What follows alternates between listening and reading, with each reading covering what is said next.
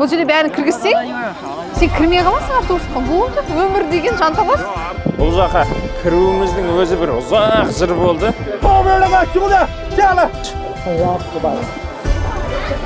Мынау біздің бала кездегі ойын ғой, танк деген. Ай, соңдым.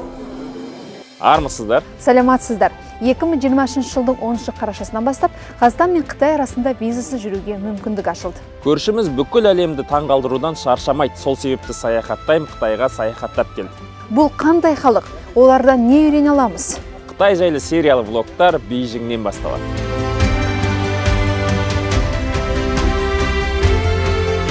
Жалпы Қытай Халық Республикасына жасаған сапарымыз 3 видео болып шығады. Алдымен біз ел астанасы Бейжіңді аралап, жергілікті асханадан дәм татып, қаладағы ең көне мешіт пен әйгілі қорғанды көреміз. Одан кейін елдің орталығында орналасқан Жыжоу ауылына барып, кунг-фу өнерін меңгереміз. Ал 3-ші видеода қазақтар шоғырланған Құлжа қаласымен танысамыз.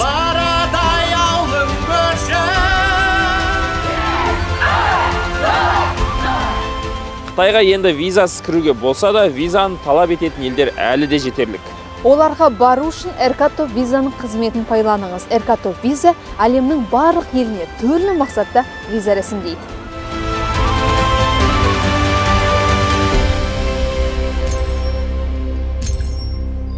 Кеттік. Қытайға келе салдып, қызық басталып кетті. Таңғы сағат 4-те ұшақтан түскенбіз. Таңғы сағат 6-да қонақ үйімізге жеттік. Сөйтсек, мұнда қоныстану түскі 2-ден ғана басталады екен. Қонақ үй қызметкерлері ренжімеңіздер, түскі 2-ге дейін сіздерді қоныстандыра алмаймыз. Орын жоқ. Не басқа қонақ үй іздеңіздер, не түскі 2-ге дейін күтіңіздер деді. Сонымен амал жоқ қазір. Сол қонақ үйдің ауданында жүрміз жаңа. Сол жерде бір орындықтар бар екен, сол жерге жатып демалып алдық. Дегенмен де кәдімгі бөлмеде жатқанға жетпейді. Күн деген суық. Мен шынымды айтайын, бұдан жылырақ болады деп ойлағам ғой. Сол тұрғыдан температураның төмен болуы андай бір дискомфорт сыйлайды. Одан сайын ұйқым келеді, одан сайын жылынып жата қалғым келеді. Ал бөлме жоқ, сонысы қиын болып жатыр. Енді амал жоқ, үлкен қала. Қазір қайда барамыз, қай жерден қонақ үй табамыз, бәрінде сол 2-ден ғана да кіргізу. Сондықтан да не істерімізді білмей, амал жоқ, көндік. Бір асханаға кіріп, жылынып алсақ, одан кейін қалған көре жатырмыз енді. Басы қатты басталған рас, десе де Бейжіңдегі қонақ үйді өте сәтті таңдағанымызды да айта кету керек. Іші дәстүрлі стильде әрленген, бөлмелер үлкен емес, бірақ бірнеше күн қонып кеткенге әбден жарайды. Артықшылығы орналасқан жері. Орталықта 100 метрдей жүрсеңіз жаяуларға арналған көше бар. Негізгі туристік нысандарға жақын, метро бекеті мен автобус аялдамасы да алыс емес. Ең бастысы, айналасында дүкен мен асхана көп. Алайда, адал ет жегіңіз келсе абай болу керек. Өйткені мұндағы тағамдардың дені шошқа етінен дайындалады. Қытайдағы алғашқы тамағымыз. Бұл не екен Жазира? Бұл күріш тауықпен. Бүкіл мәселедегі жалғыз тамақ шошқаның еті қосылмаған. Қонақ үйге жүгіріп барып, қонақ үйіміз жақын маңда, сол жерде интернет бар екен, сол интернеттен аудармашыны қосып, бізге шошқаның етін жеуге болмайды, тауық немесе сиыр етін беріңіз деп жазып, қайтын осы жерге жүгіріп келіп, жаңағы аударманы телефоннан көрсеттік. Сөйтіп ол деген бұл жерде бәрі шошқаның еті, сондықтан бір ғана тауықтың еті бар, соны жесеңдер мынау деп көрсетті. Соны таңдадық, енді амал жоқ. Сосын Едар екеуміз Қытайға ұқсайды екенбіз ғой. Ешкім бізге мән бермейді. Шетелде жүргенде елдер деген бізді түрімізге қарап, мына туристер ғой деп, туристерді күтіп алғандай күтіп алады. Мына жерде ондай жоқ та, сен қатардағы Қытай азаматы сияқты асханаға кіресің, сенмен сол қытайша амандасады. Ешкім саған назар да аудармайды. 1,5 миллиард Қытайдың бір болып қалдық. Айтпақшы, бізге қасық берді, өздері күрішті мынандай таяқшамен жеп отыр. Жоқ, жақсы, ені. Тауық, жаңғақ, пияз және қияр. Енді қалай шай тапсырыс берерімізді білмей отырмыз. Тамақ таусалмадық, шыны керек. Өйткені тауықтың еті ет болмайды екен. жоқ сен түріңе күлкің басқа деп жерде жатыр. көреміз тағы да. Түсте басқа жерде тамақтанамыз. Ал енді Бейжіңмен жақынырақ танысайық. Бұл елдің саяси ғана емес, сондай-ақ мәдени орталығы. 2020 жылғы санақ бойынша шаһарда 22 миллионға жуық адам өмір сүреді. Қарапайым халық әдетте Бейжіңге елдің түкпір-түкпірінен жұмыс іздеп келеді. Өйткені мұнда еңбек басқа өңірлермен салыстырғанда жоғарырақ бағаланады. Қала өте әдемі, тарихи нысандары мен заманауи ғимараттары үйлесе салынған. Шыны керек, мұнда келгенде ауа лас бола ма деп уайымдадық. Көп көрерменнің сұрағы да сол жайында болды. Бірақ қателесіппіз. Бейжің әуежайдан түскен бойда ол таптаурынды бұзды. Сөйтсек, Қытай үкіметі 1998 жылдан ел астанасындағы ауаның ластануымен күресуді бастап кетіпті. Оған көп күш пен қаржы жұмсаған. Неше түрлі сынақ өткізіп, 2013 жылы ауаның ластану деңгейін қалыпқа келтірген. Бірақ онымен тоқтамай, шаһардағы экологиялық жағдайды жақсарту бағытында әлі де жұмыс істеп жатыр. Сол жұмыстың нәтижесін біз де байқап қалдық. Орталықтағы мәшинелердің біраз бөлігі электр қуатымен жүреді. Көшеде мопед көп болса да дауысы естілмейді. Бағанан бері қалада жүрміз ғой. Қала деген тып-тыныш та. Соны түсінбейміз, неге сондай тыныш деп. Біз шынымен Қытайда жүрміз бе, жоқпыз ба? Сөйтсек, мотолар өтіп жатыр. Қараңыздаршы, қандай тыныш. Мотоның дауысы естілмейді ғой, міне. Тура жанымыздан. Велосипед өткен сияқты. Сөйтсек, бәрі тоқпен жүреді екен ғой. Қытайдың астанасы Бейжің Алматымен салыстырғанда тыныш. Шоу жаңалық анау. Бақтар ашқаның шоу жаңалық, сенсация. Міне, біз үшін сенсация. Соған енді ғана миымыз жетіп отыр. Бәрі электромобиль. Паркте жүрген сияқты да? Қала үлкен парк. Адамдар асықпайды. Анда-мында бір машинелер өтеді енді, дырылдапшы. Енді оны жоққа шығара алмаймыз. Бірақ жалпы алған кезде тыныш. Қазір қараңызшы, міне, дәл қазір. Біз қаланың ортасындамыз, машинелер ағылып жатыр. Құлағың түніп қалады ғой, андай бір тыныштықтан. Қазір қасымыздан мото өтіп отыр. Міне, мото өтіп жатыр. Дауысы жоқ. Көп көшелерде мопедтер арнайы жолақпен жүреді. Сонысы жақсы екен. Жаяу жүргіншінің жолына жармаспайды да? Жаяу жүргіншіге жармаспайды, машинеге жағаласпайды. Мопед бөлек жүреді өз жолымен. Негізі саяхаттаған сайын урбанист болып шығады екенсің. Қазір бізде жаңа мамандық пайда болып жатыр ғой, урбанист деген. Қалаларды зерттеуші маман. Бізге урбанистерді көптеп шығару керек, бүкіл қалаларымызды, ауылдарымызды, аудан орталықтарын адамның жайлы өміріне бейімдеу қажет. Сосын мопедті, велосипедті жалға беру деген қатты жолға қойылған екен. Бүкіл көшенің бәрі, бұрыш-бұрыштың бәрі мопедтен велосипедке толып тұр. Адамдар келіп алып кетіп жатыр, біреулер келіп тастап қойып кетіп жатыр.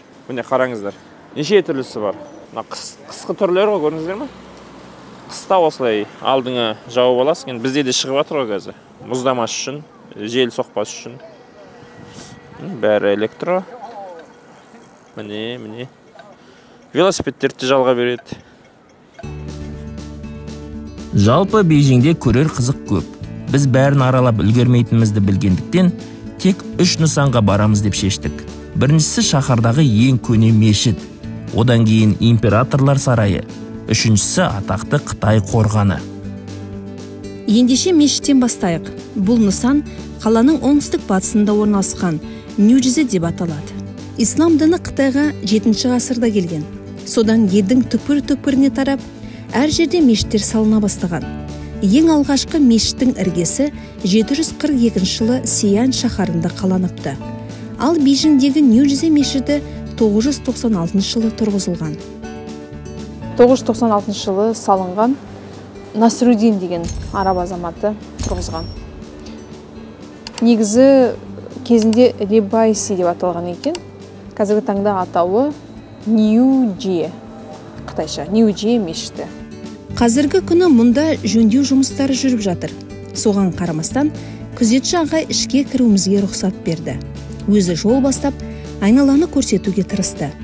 Тілін ұқпасақ та ниеті түзу екенін түсіндік. Қысқасы бізге арнайы көрсетіп жатыр.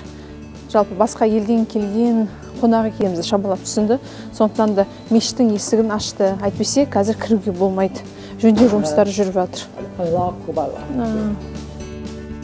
Ғимарат біз көріп үйренген мешіттерге мүлде ұқсамайды. Бір қарағанда Будда ғибадатханасы ма деп қаласың. Толықтай Қытай стилінде салынған. Дегенмен өте әдемі.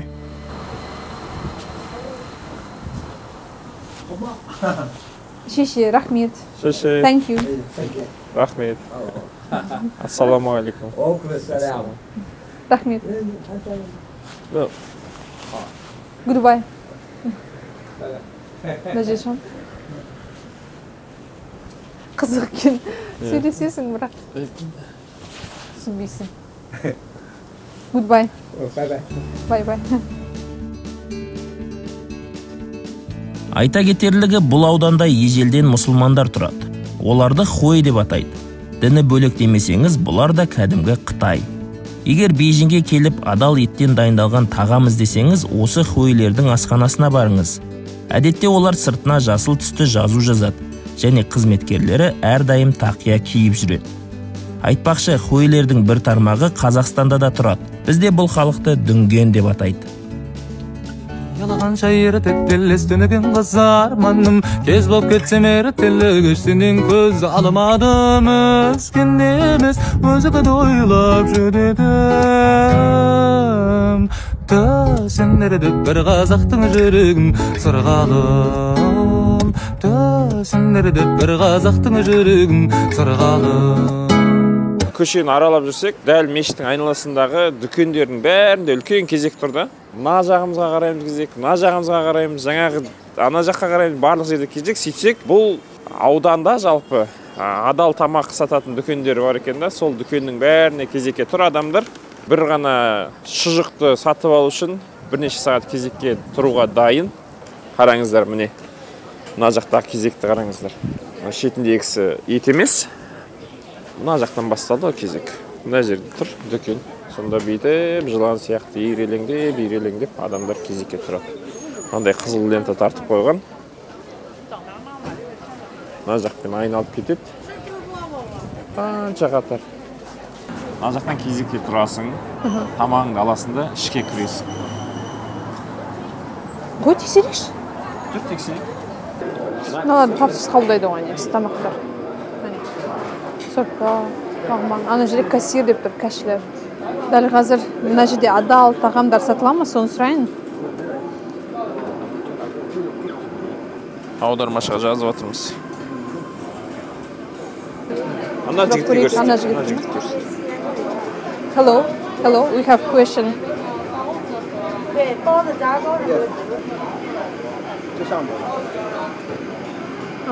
Thank you. Не дейді? Мына жердегі стендтегі нәрселер халал дейді. Қысқасы тамақтар адал екен. Жақсы болды ма?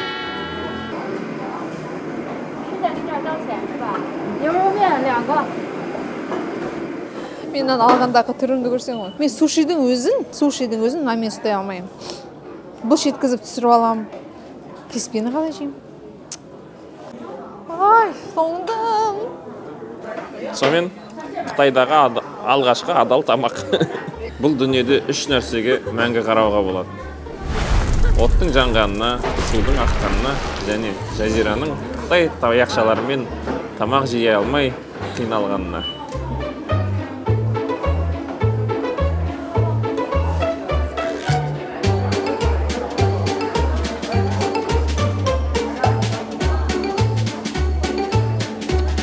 Екі сағат өткеннен кейін ортан терек астына кетеді, екіншісінің астына кетеді. Қазір көрейінші, жыны дейін. Кешінде тамақшы келгенде жыны деген бірақ. Жоқ, көрейінші.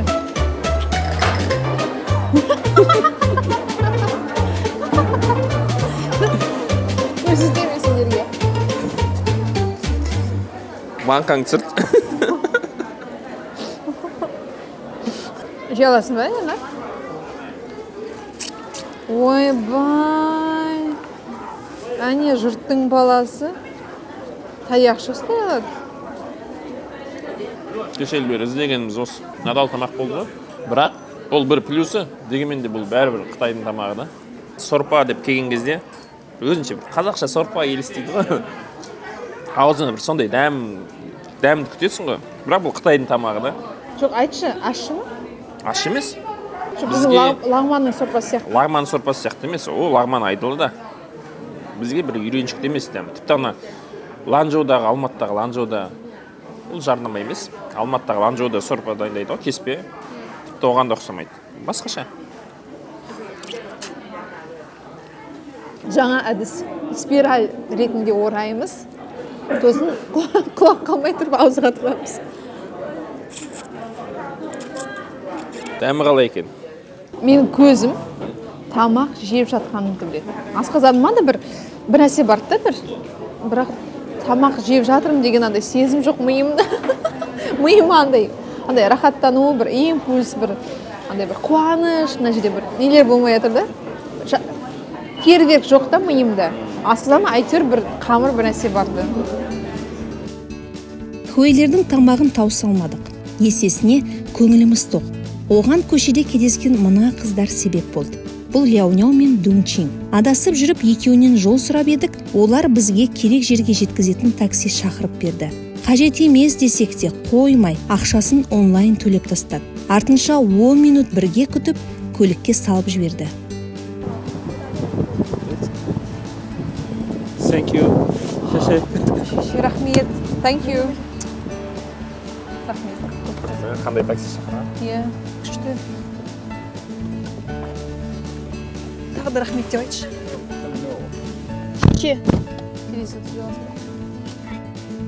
Бейжің халқы көшеде жол сұрасаңыз көмектесуге дайын тұрады.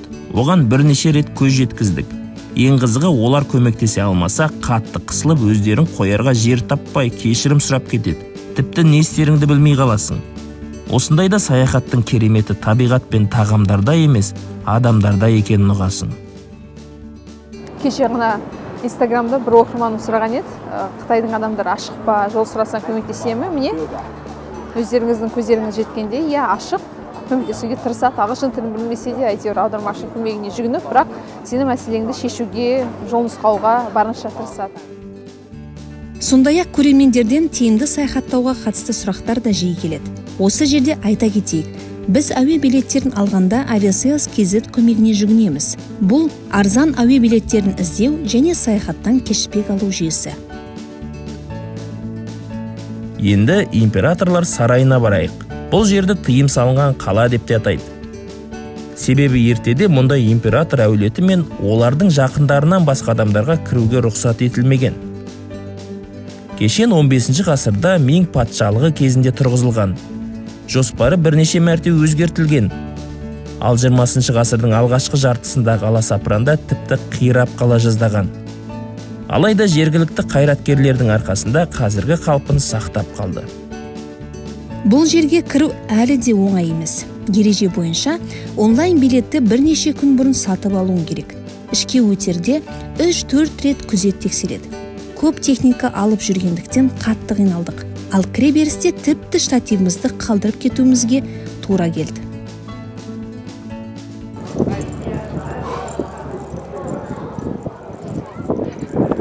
Тыйым салынған қала деген қамалдың ішіне кіріп бара жатырмыз. Бұл жаққа кіруіміздің өзі бір ұзақ жыр болды. Аяғымнан аяқ қалмады, шаршадым, қарным ашты. Мына желді қарашы. Даусымыз естіліп жатыр ма, бір құдай біледі. Бұл жаққа жету үшін 4 тексеруден өттік. 2 рет жолда полиция тексерді. Одан кейін осы аймаққа кіру үшін, үлкен бір аймақ бар екен, соған кіру үшін тағы тексерді. Ол жерде ұзақ кезекте тұрдық. Және нақты қамалдың ішіне кіру үшін билетті тағы тексерді. Сөйтіп 4 тексерістен өтіп, қонақ үйден осы жерге жаяу жетеміз деп ойлағанбыз. Бір жарты сағат, 20 минут, жарты сағаттық жер еді. Сол жерге 1,5 сағатта әрең жеттік. Қазір енді әйтеуір аман-есен кіріп бара жатырмыз. Ішін көрсетеміз сіздерге. Тыйым салынған қала әлемдегі ең ауқымды сарай болып есептеледі. Оның айналасы биіктігі 8 метр қабырғамен қоршалған. Ал сыртына тереңдігі 6 метр ор қазылған. Алып жатқан жері 720 мың шаршы метрді құрайды. Ішінде 980 ғимарат, 8886 бөлме бар. Сарайды күні бойы араласаң да түгелдей көріп бітуің қиын. Шеберлердің жұмысы таңғаларлық. Ғимараттар егжей-тегжейіне дейін ойластырып салынған, өте әдемі. Түсі, пішіні, орналасуы бәрі үйлесіп тұр. 600 жыл бұрын осындай ауқымды жобаны жүзеге асыру үшін қанша қаражат пен еңбек күші қажет болды екен деп ойланасың. Сондай-ақ сарайдың сәулетінен бөлек ойнап жүрген бүлдіршіндер көзге ерекше түсті. Жандарында ұлттық киім киген ересектер бар. Бұл балалардың тарихқа деген қызығушылығын ояту үшін ұйымдастырылған шара деп түсіндік. Ол болашақта өз жемісін берері анық. Тақия киіп, көйлек киіп шығып едік. Онымыз бекер болыпты. Қысқасы ол идея іске аспады. Сіздерді ұлттық киім киіп қуантқымыз келді, бірақ денсаулық маңыздырақ. Қалтырап дірілдеп, енді ары кетсе бір 15 секунд жүруге болады шығар. Бірақ осылай аралап жүргенге жарамайды. Сондықтан да амал жоқ, міне мен адай бас киім киіп алдым. Мына қазақша көйлектің сыртында пальто. Соның өзінде мен тонып келе жатырмын. Әсіресе мына сарайдың ішінде қатты соғатын бір жел бар екен. Сол жел тұрса бітті. Қалтырап кетесің, ыққа барып, бір жылынып аласың да қайтадан шығасың. Оның ішіне іші өте үлкен екен, аралап келе жатырмыз, бітер емес. Бірақ енді әдемі, адам өте көп. Бірақ турист мен ойлағандай көп емес. Бар, бірақ басым бөлігі қытайлардың өздері. Біз өзіміздің ұлттық киімді киіп таңғалдырамыз ба деп жүрсек, ұзақта да жергілікті халық сол Қытайдың ұлттық киімін киіп келеді екен бұл сарайға. Қаншама қыз байқадық, курткаларын көтеріп алып, ары бері шапқылап жүр. Шеше қалады да суретке түседі, қайтадан киіп алады да екінші бір жерге жүгіріп барады. Олардың жанында құрбылары, достары жүр, фотограф алып алған бір-бірден. Қысқасы шығатын есікке бара жатырмыз, өйткені бұл жер жалпы 4,5-ға дейін істейді. Ол бір, одан кейін екінші нәрсе, біздің штативті алып қойып еді жаңа сыртта кіретін кезде штатив кіргізуге болмайды деп. Сонымен сол штативті осы шығатын есіктен алып кетесің деген. Қазір енді штатив болса екен, болады шығар. Саған тіркеді ма? Иә, тіркеді. Паспортымен тіркеп алған. Аксер. Құлақтарын бар жауып жүр. Бұлай суретке түсіріп алған ғой бағана. Қазір беріп аламын осыны.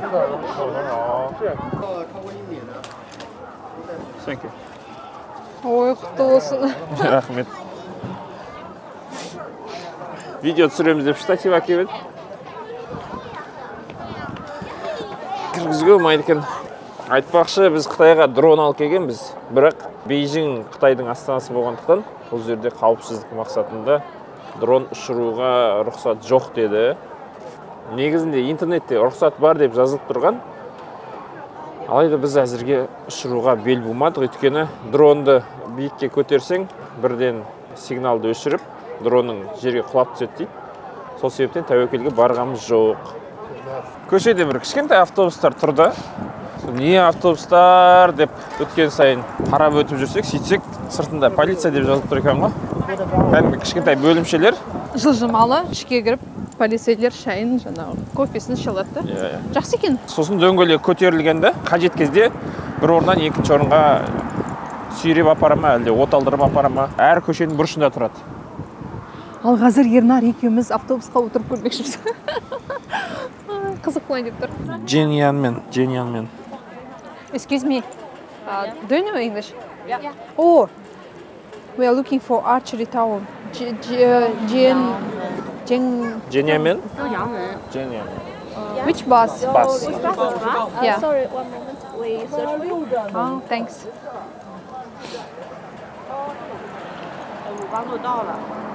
So it's our bus. Не керек па оған? Билет керек па, әлі қолма-қол төлейміз? Can I pay for bus with cash? Yeah. Oh. Yeah. Coin. 2 coin. Okay. Қыздар ағылшынша біледі екен. Қазір түзу жүресіздер, оңға бұрыласыздар. Сол жерде 5 деген автобус соған мінесіздер, 2 юан төлейсіздер. 4-ші аялдама сіздердікі. Түскен кезде мынадай көрініс болады дейді. Мынадай көрініс болады дейді. Және мен мыналарды суретке түсіріп алдым. Міне 5-ке отырамыз. Міне 1, 2, 3. 1, 2, 3, 4-шісі біздікі. Сол. Автобустар таңғы 5-тен 23:00-ге дейін жүреді екен. Ағылшынша сөйлейтін адам көрсек қуанатын болдық. Қазақ тілінде сөйлейтін бір қазақпен кездескен сияқты. Бәрібір тіл деген коммуникация, тіл деген адамдарды біріктіреді, жақындастырады. Тіл деген үлкен рөл ойнайтынына қазір осы Қытайда көзіміз анық жетіп отыр. Сондықтан бәріміз қазақша сөйлейік. Бүкіл әлем қазақша сөйлесін. Сол кезде біз қиналмайтын едік. Кассада тұрған кезде есіңде ме? Якуттар келіп. Орысша сөйлейсіңдер ме деп. Біз орысша сөйлеген едік, әйел деген жылап жүре жаздады ғой. Күні бойы орысша сөз естімедім деп қояды. Бұл жақта көк автобус, естеріңізде ме, Алматыда бірнеше жыл бұрын көк автобустар, көк троллейбустар қатынайтын еді ғой. Кейбір көшелердің қиылысынан көрген кезде өзіңді Алматыда жүргенде сезініп кетеді екенсіз. Аялдамада адам көп, сыймай қалар ма екенбіз? Don't panic, Ернар, уайымдама. Мен 31-ші автобусты көрген адаммын. Сондықтан да мен сені тығып жүремін. 58 дейді, бармай. I don't understand Chinese. I don't understand. I'm not Chinese. Ой, не де болса кірем. Күте тұр, елдің бәрін кіргізіп алайық, асықпаш. Бәрі төлеп кіріп жатыр. Сенің бар ғой, жеке көлікпен жүретінің байқалып қалды. Бұл жерде бәрін кіргізсең, сен кірмей қаласың автобусыңға. Болды, өмір деген жанталас. Жоқ, арты кейін ғой. Ой, кеттік.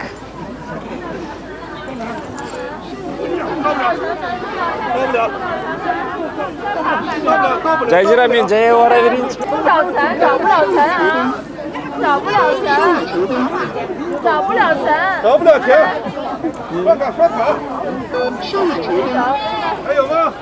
Ойбай, тура құлағым түбінде айғайлаған. Жайжыра, мұнда келсейін тұрсын. Қазір ақшасын төлейін. 4 юань беруім керек, менде 3 юань сдачасы. 1 юань жетпей жатыр. Сен көп ақша беріп бердің не? Мен 10 бергем. Автобусқа отырдық. Адам көп сияқты көрінген, бірақ ондай көп емес екен. Қатты қысылып тұрғанымыз жай. Бірақ отыратын орын жоқ енді. Таптым 1 юаньды, істеп 4 юаньды андай. Не дейді мынадай? Жәшік дейміз, бокс, соны ішіне салдым. Ойбай, терек жазадым ғой. Мұнда қайтарымсыз беру керектен ғой? Иә, олардан да қайтаратын ақша жоқ та. Бірден ұсақ тек ақшаны дайындап отыру керектен. Ой, жаңағы көп отырған адам ғой деп. Осы кейін айт. Артта орын бар дедім. Жоқ, 31-де ол мұндай не дейміз, фокус орындалмайды. Қанша адам мінді, сонша адам. Бізден Қытай тынышырақ екен ғой Алматыдан қарады. Ой, бұлар. Алматының автобусын көрмеген ғой дейсіз? Жоқ, Алматының автобусын 31-ді көрмеген. 124 басқа автобустарында не өркениет? Тек 31-ге мінетіндер ғана қиналып жүреміз. Екі тексеруші бар. Мына кісі тәртіпке жауап береді? Музейде де көрдің бе? Мұндай адамдар көп болды да. Қоғамдық тәртіпке жауап беретіндер. Ақшаға жауап береді. Автобуста біреу ұрыс қалуы мүмкін, біреу-біреуге әлімжеттік көрсетуі мүмкін деген сияқты. Жақсы береді.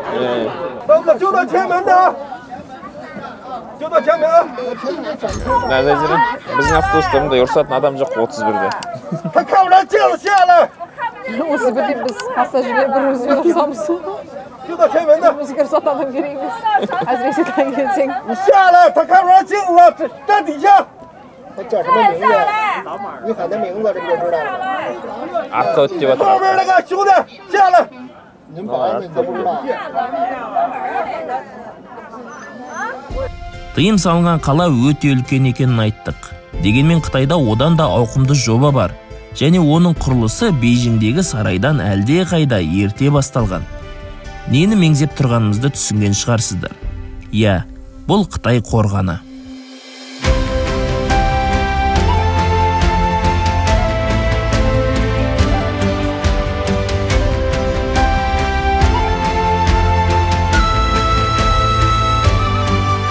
Қорғанның құрылысы 2000 жылға жалғасқан. Алғашқы іргетасы біздің заманымызға дейінгі 3 ғасырда қаланған. Ол кездегі басты мақсаты елді көшпелі ғұн тайпаларының шабуылынан қорғау еді. Билеуші алмастырғанымен тас қамал құламады. Керісінше, уақыт өткен сайын ұзара берді. елдің жүргізген саясатына байланысты құрылыс ауқымы да өзгеріп отырды. Кей патшалар қабырғаны күшейтуге ерекше мән берсе, кейбірі оны мүлде ескермеді. Қытай қорғанының құрылысы біздің заманымыздың 17 ғасырында ғана тоқтады. Қытай қорғанына жаяу және аспалы жолмен көтерілуге болады екен. Біз деген жаяу өзімізді қинамайық дедік, өйткені әбден жүрдік, аралайтын жерлерді аралап тастадық жаяу. Енді кішкене өзімізді еркелетіп сол аспалы жолға билет сатып алдық. Қазір қорғанның тура төбесіне дейін көтерілеміз. Содан кейін сол жақтан сырғанап түсеміз.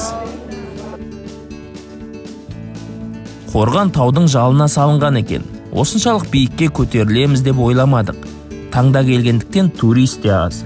Айнала тып-тыныш, табиғаттың тамашасына сүйсініп отырып, бізге мектеп кітаптары арқылы таныс нысанға да жеттік. Оқушы кезде осы кереметті өз көзімізбен көрсек деп армандайтын едік. Міне, сол арманымыз да орындалды. Құрылыс көздің жауын алады. 2000 жылға созылған еңбектің нәтижесінде ұзындығы 21196 километрді құрайтын қорған салынған. Ауқымын елестетудің өзі қиын. Қабырғаның қалыңдығы 5-6 метр, ал биіктігі орта есеппен алғанда 6-8 метрді құрайды. Ең биік тұстары 16 метрге дейін жетеді. Шамамен 200 метр сайын бір мұнара орнатылған. Жалпы саны 25.000 мұнара бар. Әр сарбаз мынандай бір төбеде тұрғанда тура осы сияқты екі қарайтын төбешікті көру керек дейді. Сонда жаңа белгілерді от жағып беріп отқан ғой, жау келе жатса ана төбеге от жанады. Сол от жанғанын көрген екінші төбедегі сарбаз тағы от жағады. Оны көрген үшінші сарбаз, төртінші сарбаз, бесінші сарбаз деп от жаға береді, сөйтіп хабар Бейжіңге дейін жеткен ғой.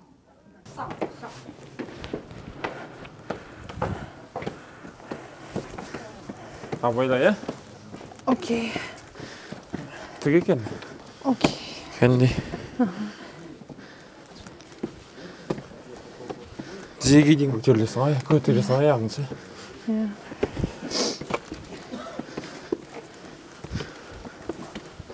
Өзің салмағыңды басқармасаң, артқа шалқайсаң кеттің. Қазір білмейді. Жүрегім қатты соғып кетті.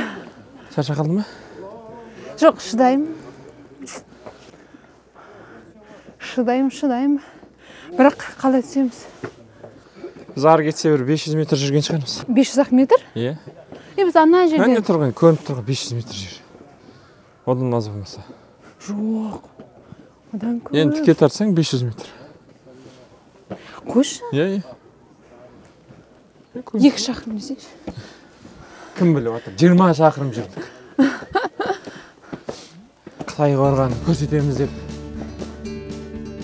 Қытай қорғаны әлемнің жаңа 7 кереметі деген тізімге кіреді. Оның құрылысы ежелгі патшалықтарды көп шығынға ұшыратқан деседі. Алайда қазіргі күні туристік нысан ретінде елге жақсы пайда әкеліп жатыр. Содан да болар мұнда келушілер үшін барлық жағдай жасалған. Биікке көтерілетін аспалы жол бір бөлек, төменге түсу үшін сырғанақ жасап қойған. Біз мынадай көрнекілермен көтерілдік қой. Енді төменге түскен кезде Таобанг деген сырғанаққа отырмақшымыз. Негізі қауіпсіз дейді. Көреміз. Табаған деп атылады ка? Тобаган деп жазылды. Бізше. Бізден Алматыда Табаған деген демалыс жері бар. Табаған. Бұлай өзіне тартсам жылдамырақ бола ма? Жоқ. Жалпы тартсаң тоқтайды, итерсең жылдамырақ болады. Итерсем жылдамырақ.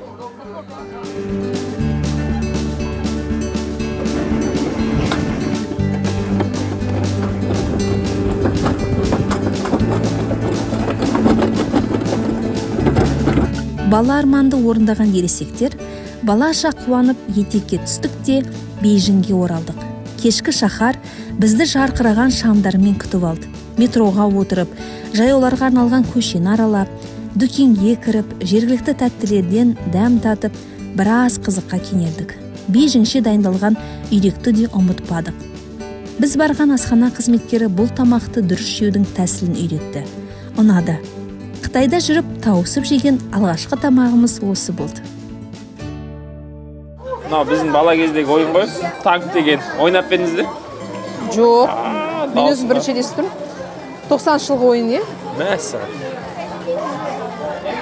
Бұрын Sega, Dendy деген болатын еді, сол ойнайтынбыз. Жоқ. Қарсылас танктерді жеңесін де. Енді олдар білетін ойын шығар? Иә. Мен ұтылып қалдым міне. Телевизор істемей қалса, мына жерге қайта біресе тығып, одан кейін үстінен ұрып. Сол менде қатты есен сақталып қалды. Бағана ешкім ойнамап еді, бізге бет кезек болып қалды ғой, кәдімгідей. Жігіттер жиналып қалды не. Күшті жан аулап жатсың. Біз қазір тәтті сататын жерге келдік. Не, Енар? Қазіргі балалар жақсы көретін тәтті сусын бізде оптовкада, дүкендерде сатылады. Біздің бала кездегі тәттілер біреу алып жатыр, жеп жатыр. Неше түрлі бар екен. Бірақ бәрі маған таныс. Бәрін оптовкадан көргем. Балалық шақты еске алу кеші жалғасады. Мандай кассеталар тауып алдық. Кемпір ауызбен бұрайтын едік қой бұлай. Нан аласынан бұрайсың, сосын нан басынан бір ұрасың. Сол Қытайдан келген ескі теледидарлар біздің үйде де тұрды ғой. Қорқынышты, е? Шын адам ұқсайды. Иә. Жоқ, жақындасаң, кәдімгі әжімі бар. Қолының қан тамырларына қараш. Ойбай. Шын адам сияқты. Шын адам қол сияқты екен шынымен. Бірақ шын адам емес бұл. Ағыздар сәлем салып тұр міне. Ой, көп жас айналайын. Сәлем салып. Әжеңе көмектесіп жібермедің ба, Жазира? Аяп кетеді екенсің. Өзінің 4 тісі бар. Шашы ағарып кеткен. Саусақтары қараш. Қалай итеріп жатыр. Бірақ бақытты. Диірмен тартып жатыр ма? Жоқ, мен риза болғаным. Әже ауыр жұмыс істеп жатса да. Күліп тұр ма? Күліп тұр, иә. Тісін қалай келтіріп жасаған, е?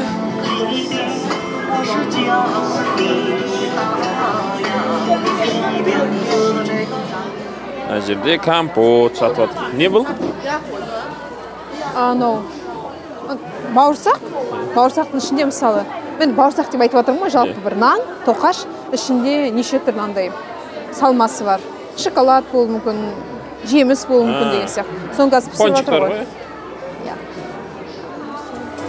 Иіс бар, кішкенеше тамақ жасайтын жерлерде әсіресе жаңағыдай өздерінің қоспалары бар, кішкене бізге үйреншікті емес иісі. Содан кішкене бір түрлі боласың. Hello. I have a question. This is with chocolate? Chocolate. And I don't know what to choose. Нан алсақ. What is it? Cheese. Cheese. Сырмен жесің бе не? Cheese. Тәтті бар ма бұл нәрсе? Мынау құлпынаймен. Құлпынай дұрыс қой, құлпынай. This one. Thank you. 阿姨，要一个草莓鲜奶草莓的。芒果放的是这个了吗？车轮饼。就要一个是吗？还有一个巧克力的铜锣烧。3个送一个呢？ Yeah, this one. Yeah. 芒果放的是这个吗？一个巧克力的铜锣烧，和一个鲜奶草莓的车轮饼。买3个送1个，考虑吗？不用了，不用了。好。 41 нәрсе, 45 деп естідім мен. Біз 100 бердік. Thank you. Goodbye. We are from Kazakhstan. We made a vlog, travel vlog about China. We have YouTube channel about travel. My English is Okay. Thank you. Thank you. Goodbye. Шеше. Мына қыздар маған ұнап қалды. Күшті. Әдемі екен, е? Әдемі екен. Ой, нем.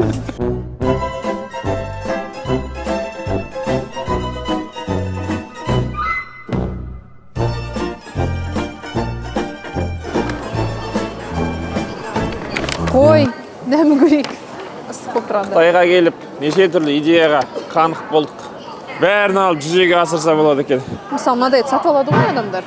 Қасына жаңағы кофе бір нәрсе қоясың, болды? Әсіресе қазір дорама көретін, неше түрлі сериал көретін жастар көп. Қызығып келеді, сатып алады. жалпы енді көше тағамдарын дамытқан дұрыс екен да осылай. Туризм дамығаны қаласаң, өйткені бізде әзірге қатты дамымаған көше тамақтары. Осылай келіп ала салатындай, көшенің бойында жасап отыратындай ештеңе жоқтың асы да. Жалпы мен түсінгенімше бізге Арбатқа осындай көше тамақтарын шығарып тастау керек. Біреу жаңағы бауырсағын сол жерде пісіріп жатыр, біреу бір нәрсе деген сияқты. Сол кезде шеттен келгендер, туристер сол жаққа барады, қыдырады, видео түсіреді, біз сияқты влог жасайды шығар біреу.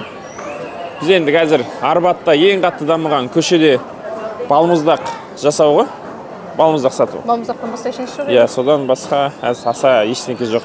Бізге Казак стрит фуд деген сияқты. Қазақтың көше тамақтары, Орта Азияның көше тамақтары деген сияқты бір нәрсе керек.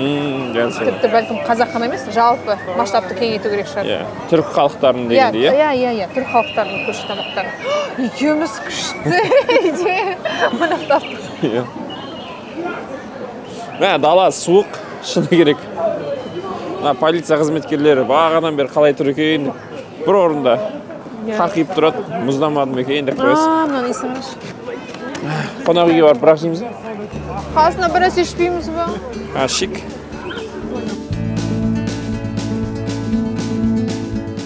Біз көрген Бейжің осындай. Әрине, бұл қаланы толық аралау үшін ұзақ уақытқа келу керек. Алайда, негізгі нысандарымен танысып қайтамын десеңіз, 3-4 күн жеткілікті. Қала ұнағанын видеодағы эмоциямыздан да түсінген шығарсыздар. Енді жылдам жүретін пойызға отырып, Хэнань аймағындағы Жужоу ауылына бармақпыз.